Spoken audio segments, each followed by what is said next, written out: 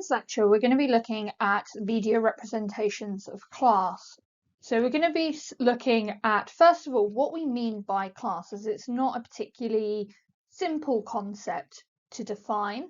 And then we'll be focusing on different strata of the class system and how the media portrays them, how they cover issues within those class, and then finally evaluate whether these are accurate descriptions or whether these are changing in any way as we go through time. So let's start with talking about class. Now, we've looked at class in a number of other areas. We've looked at it in terms of Marxism, in terms of education, in family, and you'll be looking at it in crime if you haven't already. And class really is very complex idea and concept, even within sociology. It's changed massively over time. You'll remember back to Marxism, excuse me, you'll remember back to Marxism where they really only talked about two class levels, the bourgeoisie and the proletariat. But then we kind of developed a little bit more with the emerging middle class to the more traditional social class system, which is one that is often used by sociologists, looking at the working class, the middle class, and the upper class. Now, the determination of which class somebody fits into is based upon their wealth, their occupation, and education. So the more money you have, the more professional your occupation and your higher level of education would determine your class level.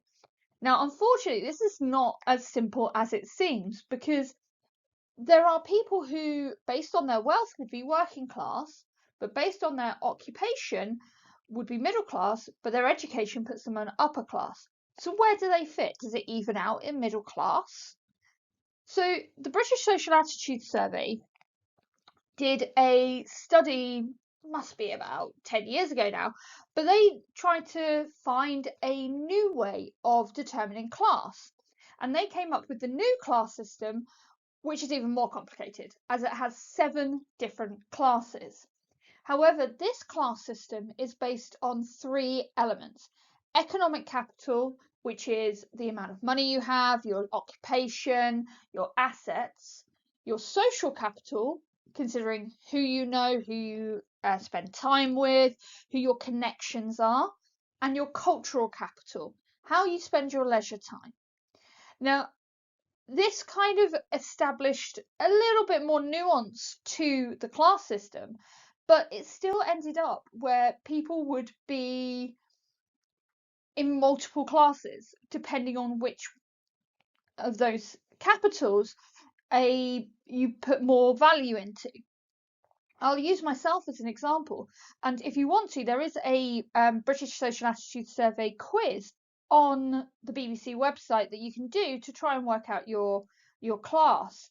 Now, economically, I would be considered an established middle class due to the career that I have, being a teacher, savings, assets, and things like that. But my social capital and my cultural capital would be put me in precariat, because these questionnaires don't ask what you can do, they ask what you do. So things like holidays abroad, socializing, and going out, I don't do any of that. So therefore I would be considered precariat. So the class system in and of itself is very, very complicated. So it's important that we take that into consideration before we start thinking about these media representations of class. Now, the neo-Marxists, one of the things that they say about the media is that it is there to ensure cultural hegemony of the dominant capitalist class. And what that means is that we have a established and agreed upon culture, but for them that comes from the capitalist class, that comes from the ruling class, the bourgeoisie, and it's this function that that's probably the wrong word, influences the representations of class that we see in the media.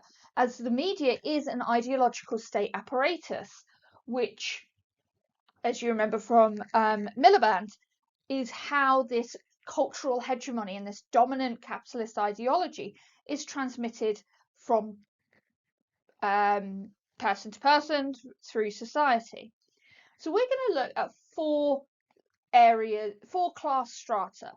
We're going to look at the upper class and the wealthy, who are generally represented in the media as being a desirable goal. This is what you should be aiming to live your life like.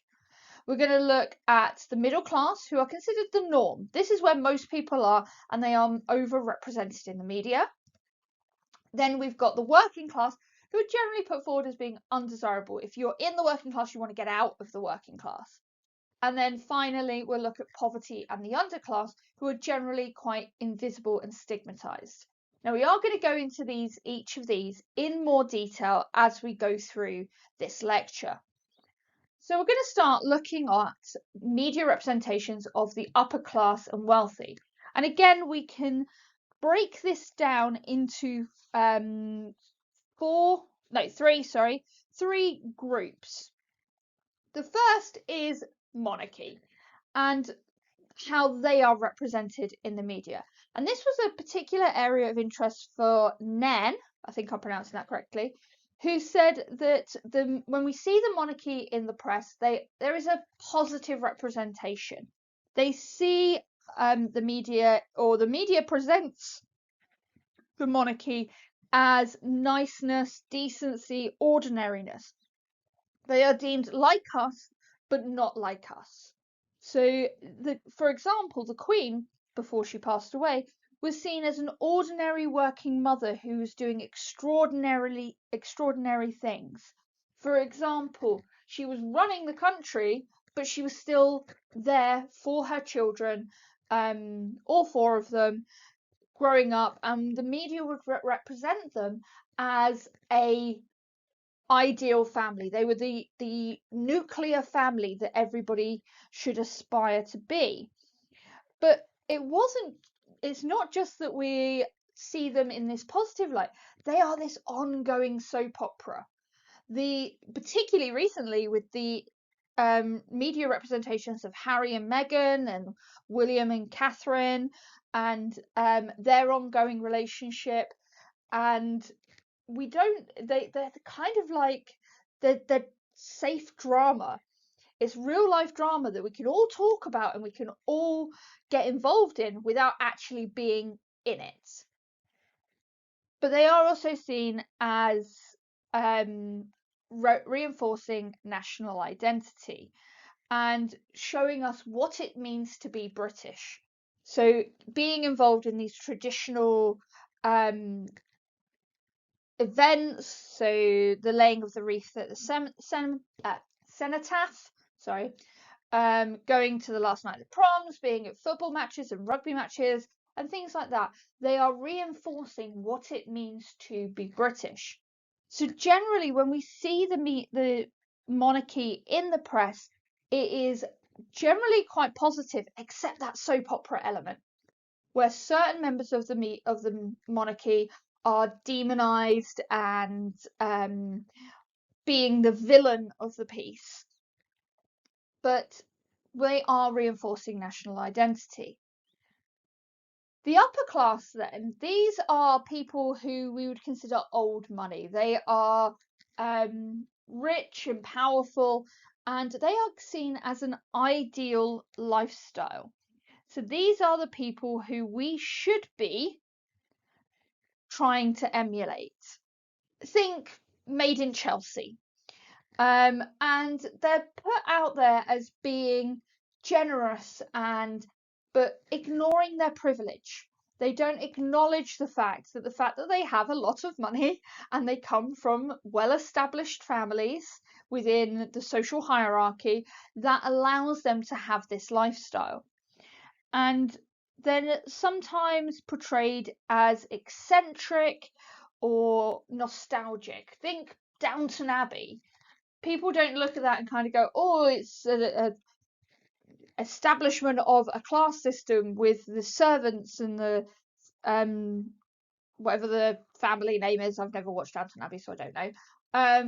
It's that kind of nostalgia related to this idealized upper class system. So we see this in things like Downton Abbey, Gosford Park, Bridgerton, particularly historically. Whenever we look, a lot of the time when we see historical dramas or historical programming, it focuses in on the upper class of that era rather than the everyday working class. But then we can deal with wealth separately. So wealth is where we're talking about those who have a lot of money, but they tend to be new money. They've made their money recently. They're not from established family lines and inherited wealth. And Newman argues that these people are often represented in a positive light. They are the embodiment of the fourth class consciousness because they have made it out. They have made it. They have worked hard and become rich and powerful. And therefore showing that evidence of meritocracy. Whereas there is a focus here, not necessarily on their lifestyle, but on the materialism. Looking at the cars that they drive, the fact that they can use private jets and things like that. So here we're talking about people perhaps within The Only Way Is Essex, The Real Housewives, those sort of reality shows which show that new wealth and how that is what we in the ordinary day-to-day world should be aspiring to do, because if we work hard enough, we can reach those goals. So when we look overall at the upper class and the wealthy and their media representations, it tends to be quite positive. Now, we are seeing a change, and there is evidence that this is not always the case. We are seeing people being brought up for not acknowledging their privilege, and we're looking at these wealthy and these elites in a more scandalous way. Newman argues that tabloid media dedicate a lot of their content to examining the lives of the wealthy elite, and they're just as quick to build them up as they are to pull them down again. And the gossip and the salaciousness around these people. So it is a shifting dynamic. But culturally, that cultural hegemony puts forward this idea that these are the people that we should be aiming to emulate. These are the people that we should be aiming to be like. Moving on then to the middle classes. The middle class are seen as the norm. They are seen as the majority of society. They are generally presented in a over exaggerated way, but they are the type of people that we see in TV dramas, in comedies, in situation comedies, in the general viewership that we watch. And this over-representation is due to their lifestyle. It's a nice lifestyle and it's not out of reach. So it's almost that stepping stone. If you can get to the middle class, you can get to the upper class. And their representation justifies the existence of a class structure and inequalities by suggesting to people that they need to become more confident and more successful in order to cope with life. That there is no reason for them not to be part of the middle class. So what do we see about the middle class? Well, linking back to what we've done in families and households, we see the middle class family, the nuclear family, as being the norm. They are the cereal packet family, as Leach points out. Advertising is very much aimed at middle class consumption. It's this idea of if you work hard enough, you've got enough money to afford the holiday abroad, to afford this new car or this new piece of tech or this brand of foodstuffs. So when advertisers are determining what it is that they're aiming their product towards, it is the middle class. And again, that links back to that cereal packet family that Leach was talking about, because the families that we tend to see in the media tend to be those middle class cereal packet families. Now, again, things are changing. I think it was last year or the year before, Campbell's Soup brought out a soup advert where it was a same-sex couple family, still middle class, still having that certain level of lifestyle, but they used a same-sex couple instead of a heterosexual couple. Now, as is typical, certain people kicked off about it and were tweeting that they were never going to eat Campbell's Soup again because they had gone woke and all of this sort of stuff. And Campbell's Soup were actually pretty good. They just turned around and went, that's okay. We don't mind. We don't want you sort of people eating our product. But it is, again, we're seeing this over-representation in the media. The content of newspapers and news outlets reflect what is considered middle class concerns. If the middle class are seen as the norm, they are the vast majority of the readership and the viewership. So therefore, in order to get these people to watch what you're offering, buy your newspapers, read your newspapers, you need to have things that are of their concern. So a majority of newspapers focus on their consumptions and their tastes. Things like the decline of moral standards, along with their pride of being British and their heritage, and concerns about climate change and things like that. But they are very much considered middle class concerns. Cost of living crisis was considered a middle class concern because they were losing their standard of living. But the whole reason for this is suggested that the media is reflecting the social backgrounds of the people who are creating the media product. So because a majority of those in the media, actors, actresses, writers, journalists, editors, producers, all of these people, these creative personnel, tend to come from a middle class background. They are showing what they know. They don't know what life is like as a working class person or living in poverty. So they tend to focus on what they know, and that is that middle class lifestyle.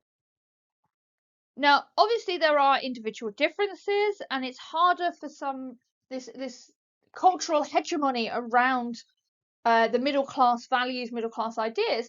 We could argue very legitimately that this isn't everybody's experience of being middle class, and obviously we've already talked about the difficulties in determining what is middle class.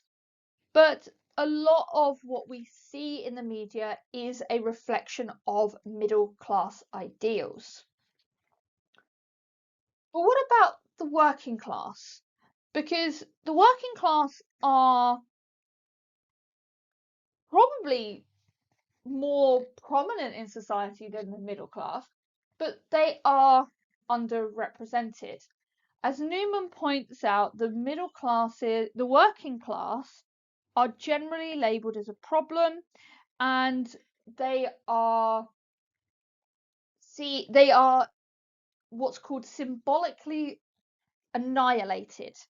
And that means that they are just not shown, and their achievements and their experiences are not represented in the media. So the opposite to that overrepresentation that we were talking about with the middle class, the working class are symbolically annihilated. And there's a lot of traditional or stereotypical representations of the media. Now, James regards this, Jones even. Jones suggests that this is a middle class assault on working class values. Now, you'll remember back to what we talked about in education with the differences in working class and middle class foci, what Sugarman was discussing. And what Jones was suggesting is that the middle class, because they are the ones who are creating the media, they are the ones who are demonizing and using the media as a form of symbolic violence against working class values. So painting those values in a light that is less than desirable. So we then get this stereotype of the working class being considered problematic. They are seen as welfare cheats, drug addicts, criminals. Working class subcultures, such as the mods or the skinheads, are the subject of moral panics. Whilst reporting on issues such as poverty, unemployment, single parent families, the cost of living crisis impact on the working class is overshadowed. It's ignored, showing again that symbolic annihilation. But there's also an assumption, as Curran and Seaton points out, that the working class are uninterested in serious news. The newspapers that are aimed at the working class tend to be tabloid newspapers, such as the Sun and the Daily Star and those sort of newspapers, where the focus is very much on celebrity gossip, sports news, and sensationalism, and rarely talks about the serious issues behind some of these topics. The Marxists argue that the content of these newspapers is an attempt to distract the working class from inequalities of capitalism, and assumes that they are passive audiences, that they won't see beyond the headlines. So there is this kind of very much negative attitude towards the working class by the media. And you can also see this in the sort of TV shows that we see where we have these stereotypes. So, for example, EastEnders reflects the stereotypes of the working class. For example, lots of marriages and divorces, single parent families. I mean, that whole area must be interrelated by this point, considering the number of illegitimate children and marriages, remarriages, and things like that.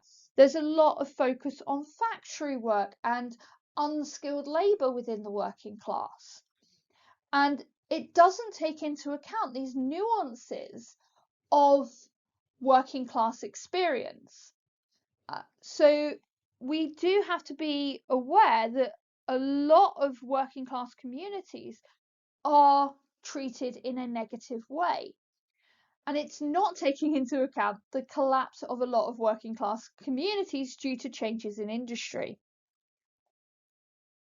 But the pluralists would argue that the media gives the working class what they want.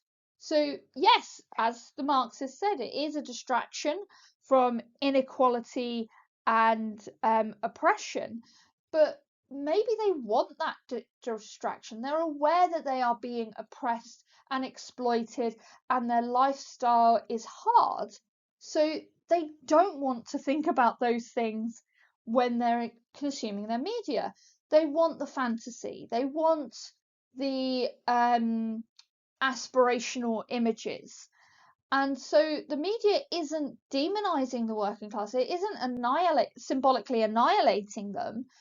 It's simply providing the escapism that the working class want. But what we have seen is a rise in the media representing the working class in a sympathetic and dignified, realistic way. Movies such as The Full Monty, okay, forgetting the strippers part of that, and Made in Dagenham, have shown the working class as hard-working, good people who want to do well. Billy Elliot's another one. So we are there was a series or a genre of movies in the 1960s that was called kitchen sink films, where it was realistic and dignified representations of the working class. So we could, again, it could argue that maybe these representations or these ideas of media representation of the working class are ignoring these films and these examples because it doesn't fit in with their narrative. Finally, we're going to look at media representations of poverty and the underclass. So we're going to start off with poverty generally, and Newman argues that the those in poverty and those of the underclass, the portrayals of the most destitute in society are even more negative and stereotypical than we see of the working class. And they often portrayed in a very statistical rather than human terms. We get numbers of children living in poverty, of families below the poverty line. We don't see the impact of that. We don't see the experience of it. We are given it in an objective and statistical manner. So it's almost kind of as if saying, well, it's not us.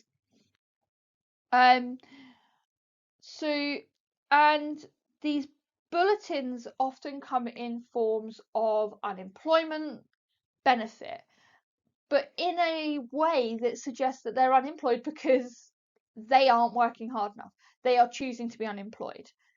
The way that people are portrayed or as being on benefits is looking at increasing numbers of people on benefits without looking at why they are on benefits or how the benefit system is working at that particular point. And you also have some sociologists who argue that there has been a dumbing down of TV as a result of the decline of serious dramas and documentaries on these issues. We still get these documentaries, but now we don't tend to see them on mainstream TV. They tend to go straight to television streaming services. So things like Stacey Dooley's research and documentaries, that wasn't shown on terrestrial TV. It was shown straight away on the BBC streaming services, BBC iPlayer. So the issues relating to poverty and the underclass, again, are being symbolically annihilated and ignored because they are seen as at fault for being in that position in the first place. Now, if we look at poverty specifically now, McKendrick suggests that there is minimal coverage of poverty, and when it is covered, it's sanitized poverty. It's shown in a comedic light. For example, the TV show Shameless, or back in the day there was one called Bread, which was about a family of who were on benefits and this kind of schemings that they used to get up to. But it's always done in a kind of like, yeah, they're poor, but it's okay kind of way. That they are,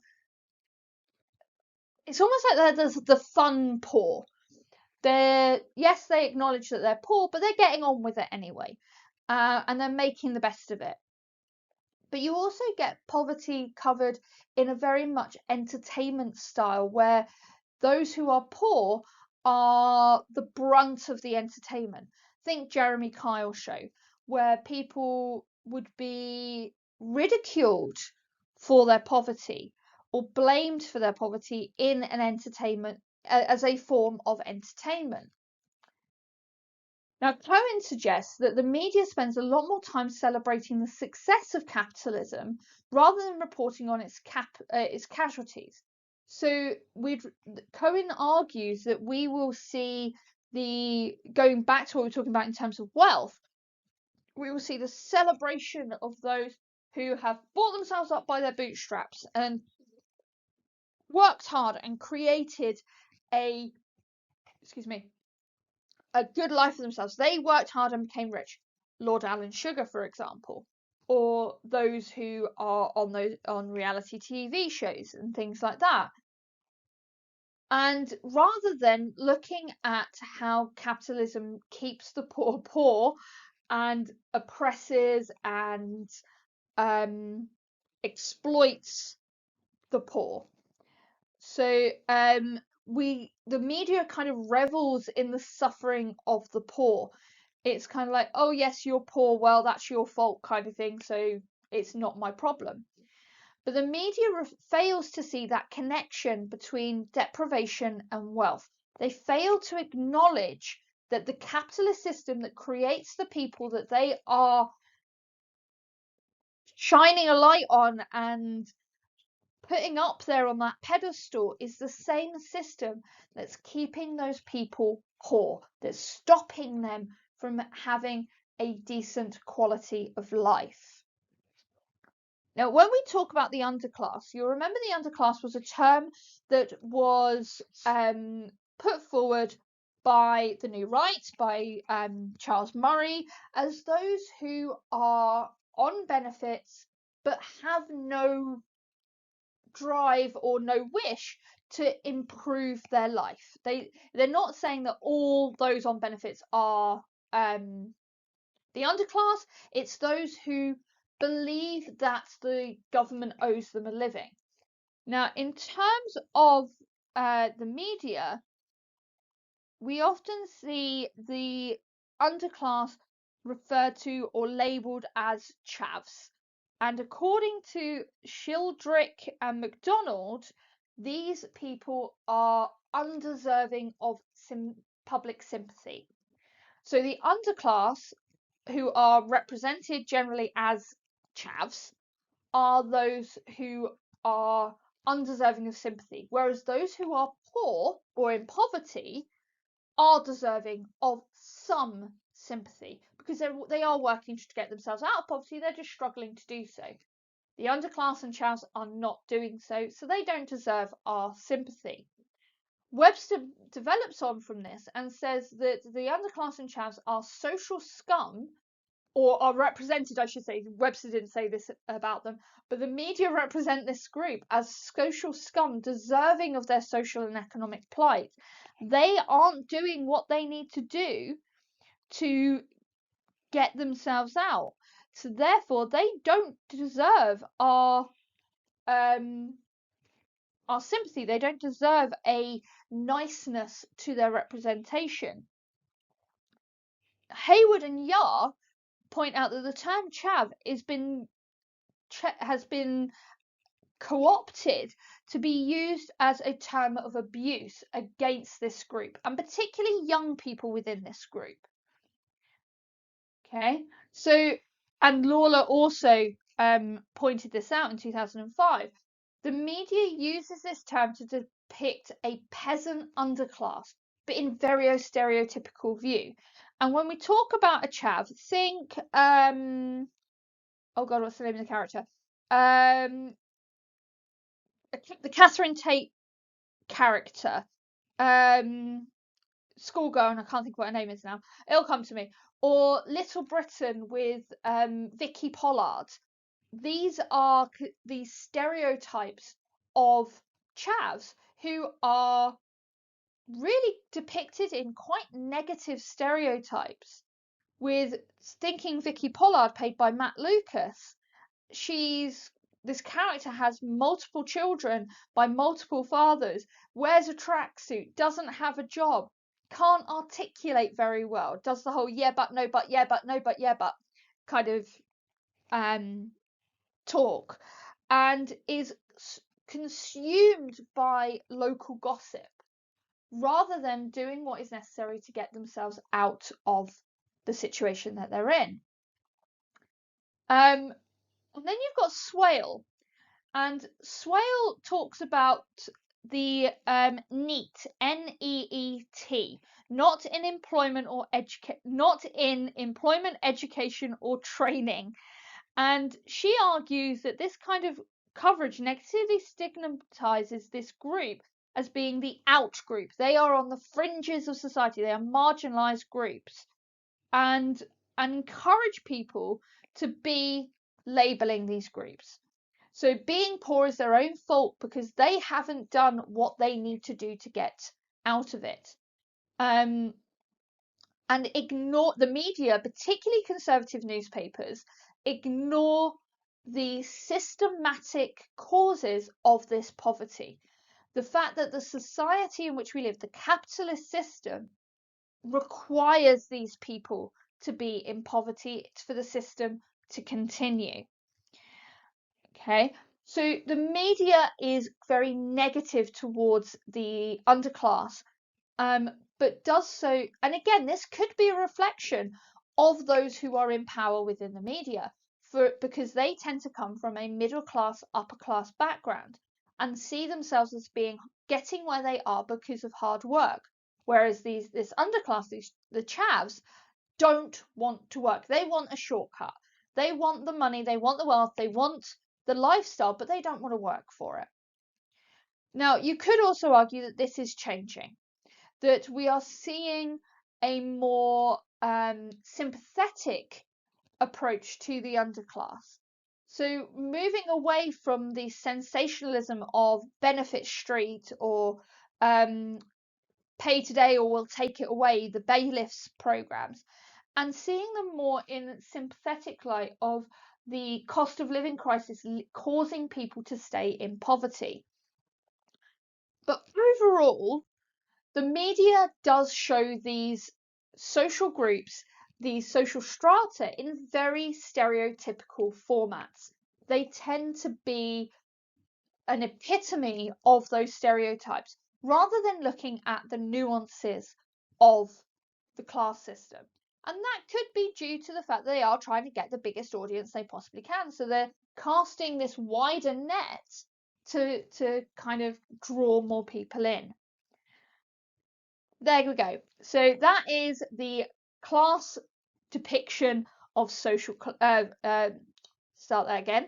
That is the media representation of social class. So you need to remember how the different classes are represented and evaluate whether these are accurate or whether or not these portrayals are changing.